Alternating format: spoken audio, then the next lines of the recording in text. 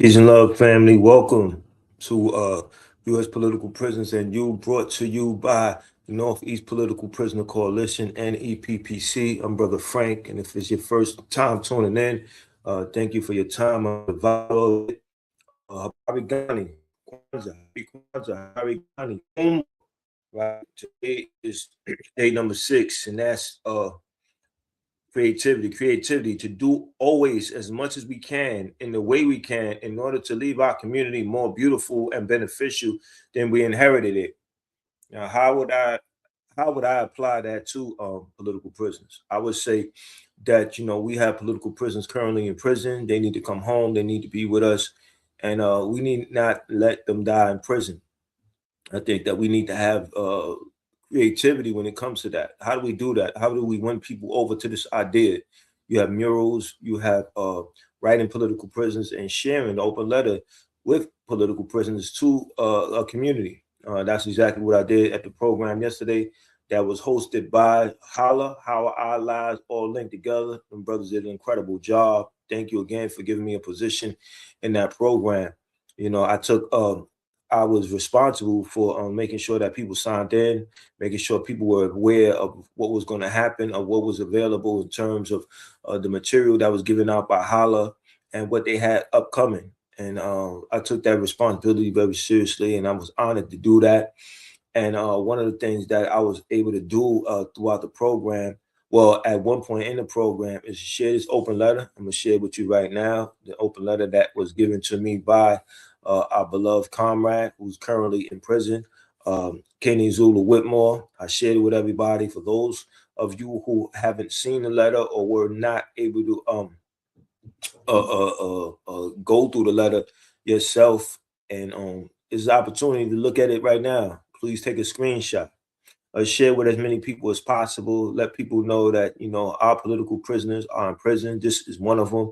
This is an open letter letting you know who he is and what his situation is. And right back, right, you can get the actual contact where you can write him on this website right here at www.freezulu.org. They have his contact information. The brother's going to write back and build that relationship. Let others in your community and who are part of your association know who he is and why it's important to write back. So back to yesterday's program. Yesterday's program, it was very powerful. It was very important, and it really reminded me how the community is inspired by Kwanzaa. You had a number of people coming, different age groups. It was amazing to see the youth. Books were given out. Asada Shakur's book was given out. Her autobiography was given out at some point. The Wretched of the Earth by France Fanon was given out. These are important books because it raises your consciousness. It lets you know that this is a serious fight, and it's a fight that we need to approach it theoretically and in practice. And we need to be extremely sharp as to what's happening in our community and why it's happening and what is required of us to alleviate this situation. And so, being at that program allowed me to understand the seriousness of what's happening in our people, and that our people realize that we do need to come together. There are some issues that are out here, and we need to take our responsibility in terms of how we respond to it. We can't get comfortable with the crisis that is happening, because another generation will inherit that problem, that issue. So we have to do our part. We have to take a definitive position when it comes to our situation, and do the history in terms of understanding what happened and why it happened. What was going on 20 years ago? What was going on 30 years ago? What was and what was the response for them 30 years ago? So the sister says, do you have any live footage you can share here so we can see? I'm sorry, sister. I had went live last night, so if you go to my Facebook page, Sefu Sankofa, you might be able to see it. That's SEFUSANKOFA, and I shared some of the drumming. The drumming was incredible, and I really appreciated the energy that was put into it, because when I hear those drums, I think about our history. I think about how those drums are used to communicate. And me taking the approach that I do regarding our political prisoners. What I hear when I hear those drums is a reminder of our political prisoners' resilience, their endurance, their will to not give up. And so when I examined the letter and I read the letter, and I reminded the people in attendance that we can't let another political prisoner die in prison. Imam Jamil Al-Amin, we lost him in prison. And we have to be inspired to work harder, to be more fiery as it relates to our political prisoners and the fact that they're in prison and we have a job to do to bring them home. And that job is not an easy job, right? But one thing that I learned about yesterday's program, which was at 1765 Madison Avenue. It was a black church, and they gave us the history of that particular black church, and right on the corner of Madison and 116th Street, and you can't miss it. And I was reminded that everybody has a role to play. We have a number of different talents. You had different age groups, so they can focus on their age group. And I think that if we all accept that responsibility regarding political prisoners, I think that outcome will be in our favor. The sister Davis, Betty Davis, called me today, and she wanted to salute me and thank me, even though she said that I know you do it from your heart, so I shouldn't probably thank you. But I was moved by that phone call. It really meant a lot to me because it was somebody recognizing what I was doing and felt the need to let me know that they was appreciative of it because I had the letter. And she even asked for a copy of the letter. So if you need a copy of the letter, please text me at 347-679-3936. Again, that's 347-679-3936. And I can give you the copy of the letter and you can share that and remind people to write them back, let them know that you received the letter and you want to know what you can do on your end, right? We all got different situations. We might not can contribute to things financially. We might not can't go to all these programs, right? Obviously, we all have different capacities, and I get that. I understand that, but it starts from doing something as a collective, and I think that committing ourselves to writing to a political prisoner is something that we show unity on. And that was one of the principles. I believe that was the first principle, actually, Umoja, unity, to strive for and maintain unity in the family, community, nation, and race, right? And so we need to show Umoja when it comes to political prisoners. We need to show unity, right? We obviously know we are oppressed people. We're fighting for our liberation. And that fight is a serious fight. It's a fight that has been going on, for quite some time. And the fight that, if we don't take it seriously, then we're gonna have more casualties. We're gonna have more people dying in prison. We're gonna have more political prisoners, period. Because we're not in a position where we say what's in our favor and not in terms of the outcome. The state still has that power, and the state is going to determine what's going to be dealt with the people they oppress. So I think that that's clear. That's something that we understand, and we have to continue to exchange ideas, continue to have dialogue, continue to do what's necessary to move the idea forward in terms of our political prisoners. And back to the point of Kuumba, creativity. One of the things that we did yesterday that the brother Corey from Holla had given me and Jasiri's son the assignment to go outside and use chalk to write the names of various political organizations that were fighting for our self-determination, fighting for our liberation. One of them was the Black Panther Party, the Black Liberation Army. And then there was a number of historical moments, the Haitian Revolution. And there were events that occurred with the indigenous people, obviously. Nat Turner's rebellion. So we reminded the community about our history of resistance. And so what we did yesterday, it was carrying on that tradition of resistance. Sometimes you look at something like just writing somebody's name on with chalk on the sidewalk is insignificant, but it's propaganda. right? It is putting out an idea to people. People are walking, people are getting off the bus, people are looking at what people are doing in terms of writing on the sidewalk. Now they start reading these letters. I mean, now they start reading these words, these ideas, start resonating with them, and now they're reminded of people haven't given up. People are fighting back. People are taking a position. And what stood out was that one of the sisters from Hala, Ariana, a young, brilliant sister, young, brilliant comrade, had wrote "Free all political prisoners," and I think that that was something that I needed to see. I needed to be reminded that there is a generation that is willing to do this work regarding our political prisoners, that's willing to take a definitive position when it comes to our political prisoners. So me being 30 years her senior, I feel like, when my time is up and others come, another generation, then, they'll take it on. They'll do what is necessary to move us forward. And I'm extremely grateful for that, because it reminds you that, you know, sometimes you might get tired. Sometimes you might have your own personal struggles, but you know that regardless of what, somebody's watching what you're doing, and they are making an assessment of what's happening in their life, and they want to see what they can do, and you have to be the example. You have to be the model of what can be done. So there were a number of people that came up and spoke yesterday regarding the seven principles of Kwanzaa, explaining, and then they were relaying it to their particular campaign.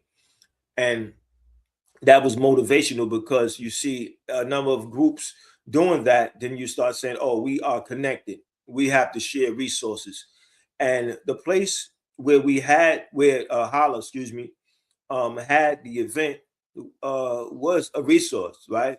The church is on the corner, it's there all the time. And so they gave us the opportunity to host a Kwanzaa event slash program.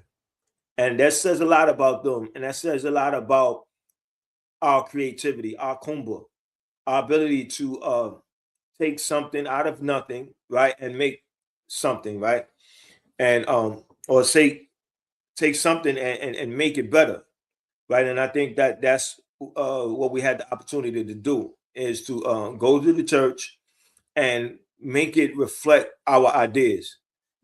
The red, black, and green flags were on each side.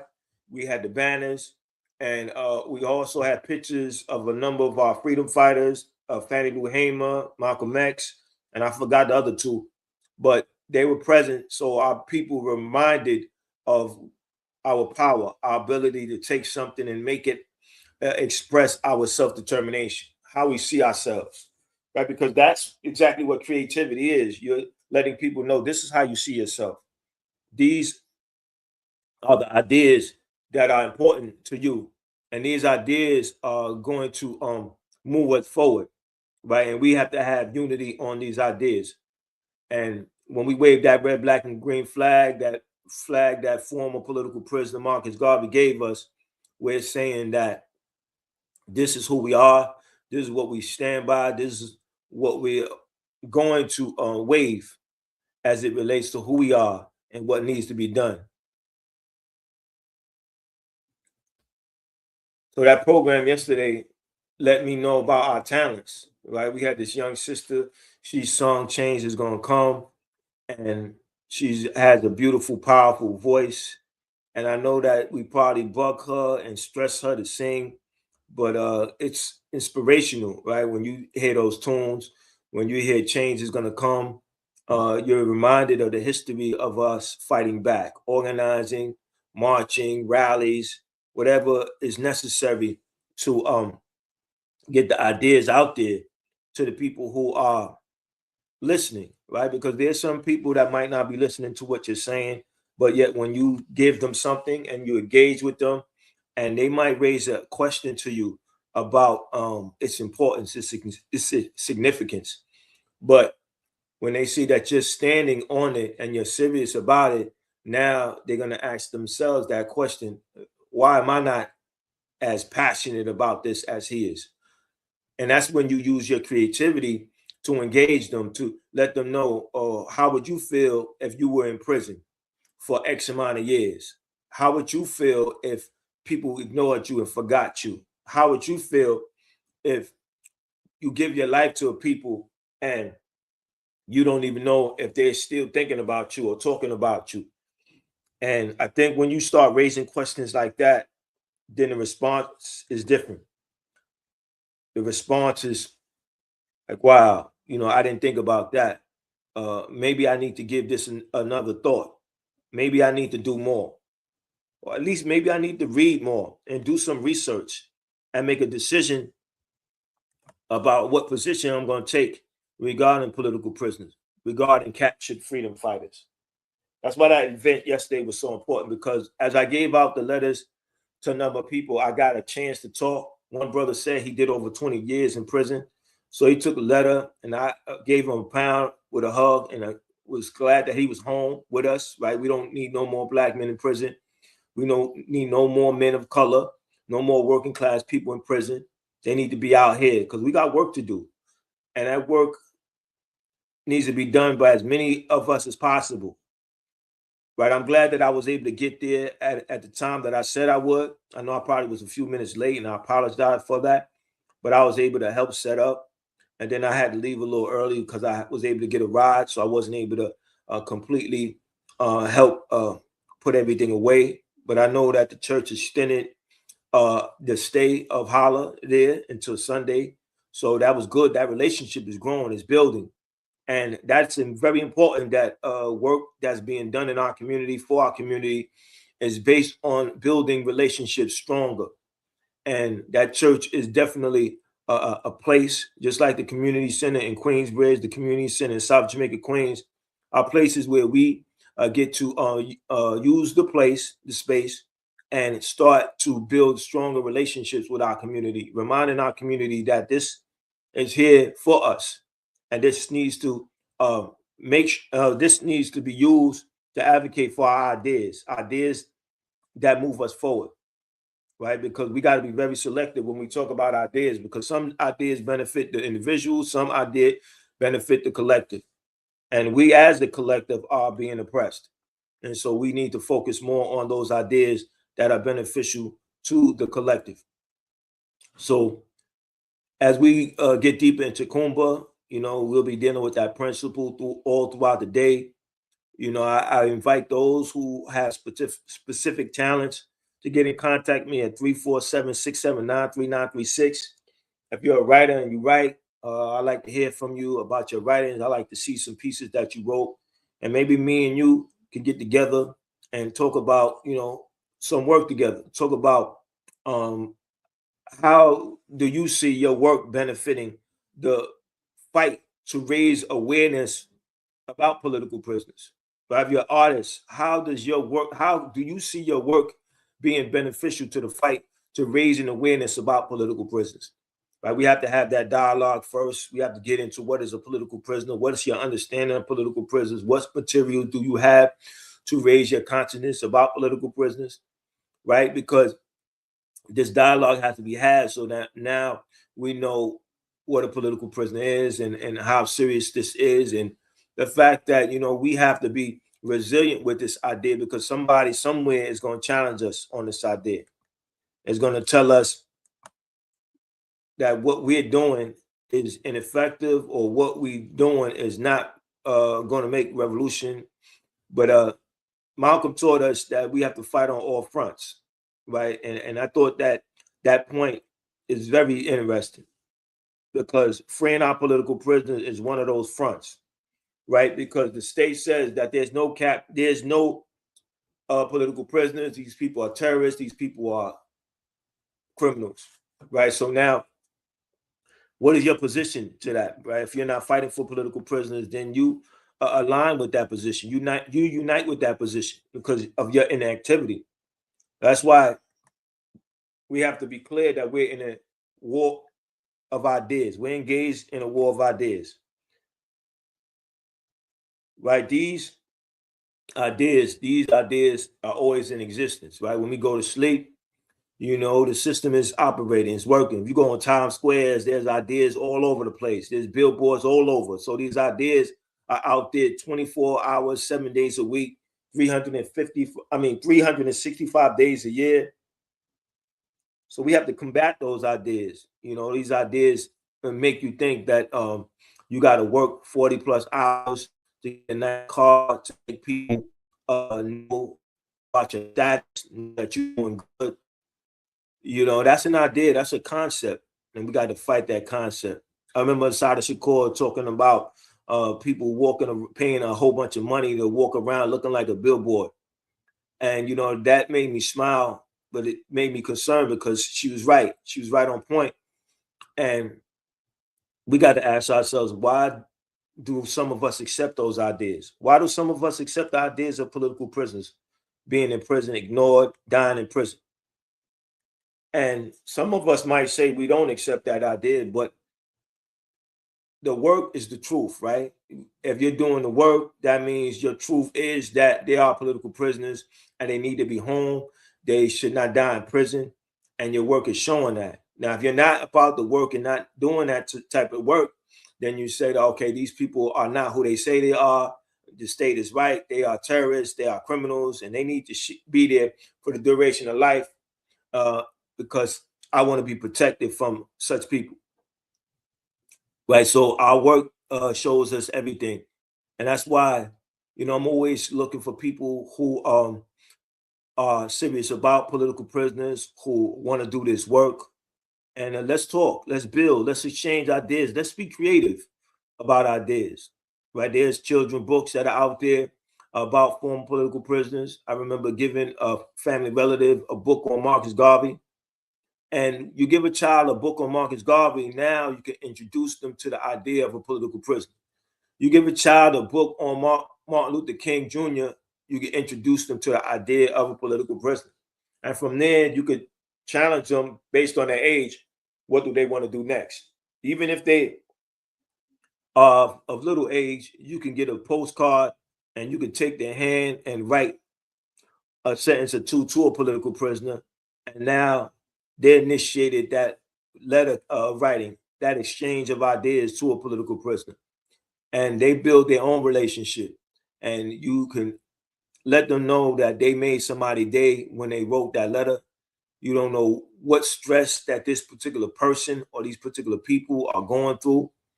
And by you doing that task that you thought was small was a lot bigger than it actually appeared to be to you, because when it reached the hand to our political prisoner, it made their day. It made them realize that they had to keep fighting. Just imagine you've been in prison like Kenny Zulu Whitmore and you received a letter from a youth, and you've been in prison longer than they've been alive, way longer than they've been alive, because he's been in prison for over 51 years. And if somebody's 25, then he's been in prison twice their lifetime. And just think about how long that is. And think about what that does to him receiving that letter. It makes him understand that his fight, his sacrifice is not in vain, that his commitment and sacrifice is being recognized by another generation. So actually he did his work, right?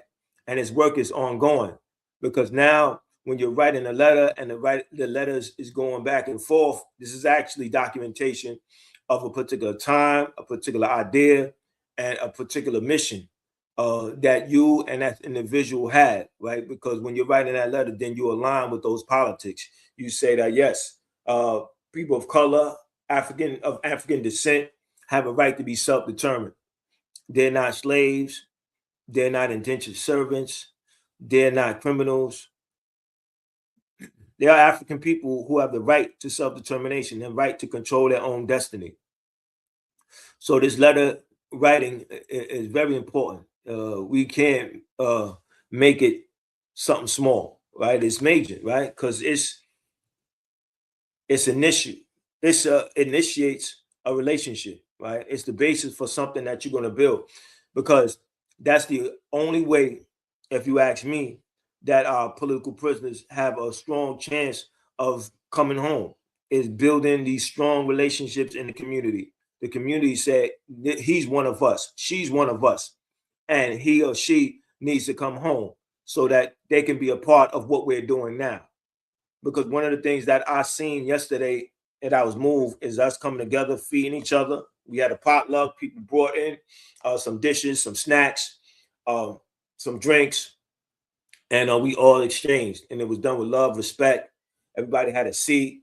Everybody followed instruction. It wasn't no aggression. It wasn't no violence. Peace was in the air. You know, we didn't have no metal detectors. There was no need for that.